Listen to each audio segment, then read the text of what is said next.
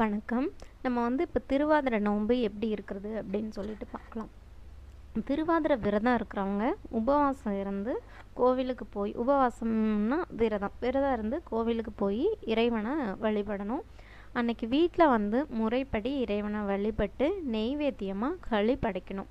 அன்னைக்கு முழுவதுமே பார்த்திங்கன்னா இறைவனை பற்றிய சிந்தனையோட மூழ்கி சிவபுராணம் அந்த மாதிரி பக்தி பாடல்களையும் பாடலாம்.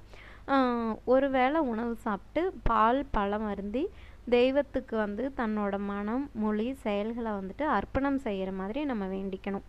சிவன் அடியவர்களுக்கு அன்னதானம் செய்யலாம். இந்த விரதம் மேற்கொள்கிறவங்க இந்த பிறவியில் புகழ், செல்வம், நீடித்த ஆயுள், நோயின்மை இதெல்லாமே உட்பட எல்லா நலன்களையும் பெற்று இறைவனடியில் நீக்கமர நிறைந்திருப்பாங்கன்னு சொல்கிறாங்க. பொதுவாக இந்த திருவாதிரை வருஷத்தில் ஒரு தடவை அந்த பௌர்ணமிக்கும் நாளில் நம்ம கும்பிடுறது.